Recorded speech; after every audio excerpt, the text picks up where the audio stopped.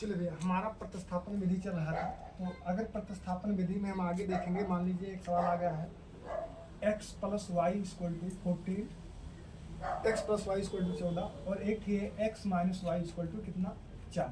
ये भैया मान लीजिए समीकरण 1 है, ये समीकरण कितना है 2। ठीक, एक मिनट रुकिए।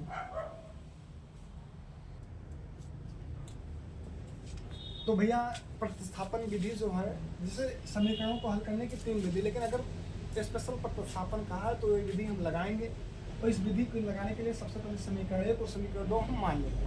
फिर जो आएंगे भैया हम समीकरण 1 से आएंगे। समीकरण जब 1 से आएंगे, समीकरण 1 जो है लिखेंगे x plus y equal to कितना है भैया 14 दिया गया है।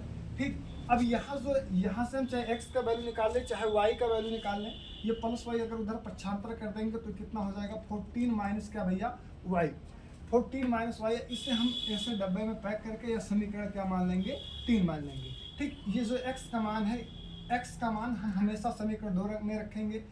x का मान समीकरण 2 में रखने पर, समीकरण कहाँ भैया 2 में रखने पर, अब x का मान समीकरण 2 में जब रखेंगे हम तो ध्यान देना समीकरण 2 एक बार उतार लेंगे, x minus y equal to कितना दिया गया है 4।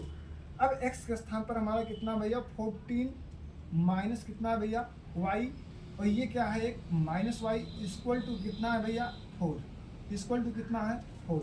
ध्यान दीजिएगा प्लस 14 उधर ट्रांसफर भेज देंगे तो पक्षांतर कर देंगे, कितना हो जाएगा भैया -14, और ये -1y इक्वल टू कितना हो जाएगा -2y, और इधर ये चला जाएगा भैया, ये 4 है, 4 माइनस कितना हो जाएगा 14, तो ये -2y इक्वल टू 14 लेस कर देंगे भैया 4 को, तो कितना आ जाएगा -10 आ जाएगा। तो यहाँ से माइनस माइनस कैंसिल कर देंगे, 2y इक्वल टू कितना हो जाएगा भैया 10, 2 1 जा 2, 2 5 जा कितना 10, तो y इक्वल टू हमारा कितना आ जाएगा भैया 5, y इक्वल टू हमारा कितना आ गया भैया 5 आ गया। तो अब ये जो y का मान है इसे हम समीकरण 3 में रख देंगे। तो यहाँ से अगर हम देखेंगे तो समीकरण 3 से आ सकते हैं।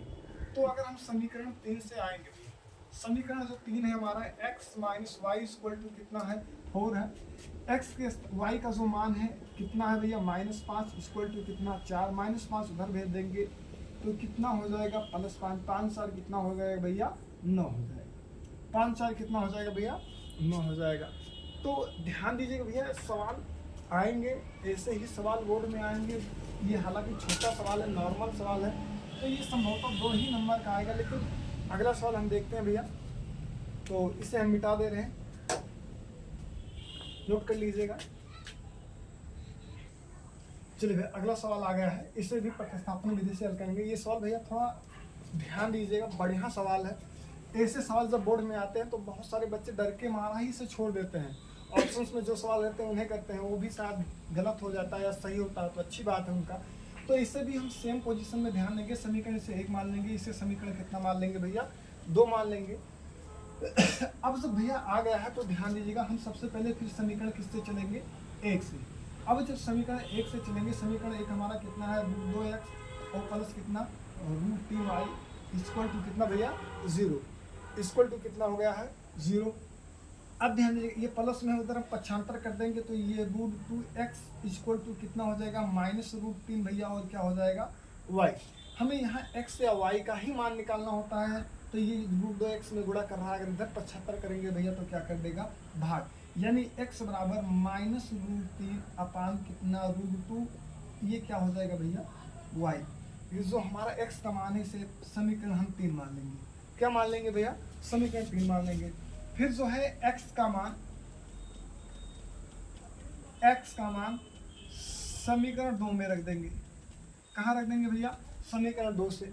अब समीकरण 2 जो हमारा है उससे पहले ध्यान से उतार लेंगे, √3x minus √8y equal to कितना है भैया 0 है।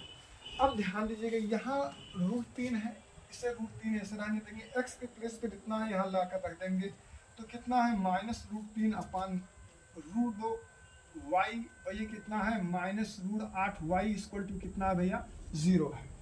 ठीक, अब ध्यान दीजिएगा भैया ये √3 में गुणा करेगा तो ये माइनस पहले लगा देंगे, √3 इंटू √3 कितना हो जाएगा 3 अपान कितना है भैया √2y है, और -√8y इक्वल टू कितना 0। y यहाँ से हमारा कॉमन है तो कॉमन कर लेंगे, ये कितना बचेगा 3/√2 और कितना हो जाएगा भैया -√8 इक्वल टू कितना 0। ये चीज़ यहाँ गुणा कर रहा है, इधर जाकर क्या करेगा भाग, यानी y इक्वल टू 0/-3/√2 और -√8। और भैया 0 में कोई चीज़ भाग करता है तो y बराबर क्या हमारा मिल जाएगा 0 मिल जाएगा। y बराबर क्या मिल जाएगा भैया हमारा 0 मिल जाएगा। अब हमें x का मान भी ज्ञात करना है, तो x मान ज्ञात करने के लिए हम समीकरण 3 से आ जाएंगे। ठीक है, अब समीकरण अगर 3 से आते हैं तो समीकरण जो 3 है x बराबर है -√3/√2y। चलिए भैया x का मान निकालना है, तो y का जो मान है उसे हम पुटअप कर देते हैं, यानी रख देते हैं। और जब रख देंगे तो यहाँ क्या हो जाएगा 0। 0 एक ऐसी संख्या अगर किसी भी संख्या में गुणा करती है तो उसका मान क्या कर देता है भैया 0 कर देता है, यानी x इक्वल टू हमारा क्या प्राप्त हो जाएगा 0 हो जाएगा भैया। ठीक, सवाल बहुत अच्छा सवाल था भैया। ऐसे सवाल जब बोर्ड में आते हैं तो लगता है हाँ कोई सवाल है। ठीक, ध्यान से कीजिएगा। चलिए अगला सवाल देखते हैं भैया।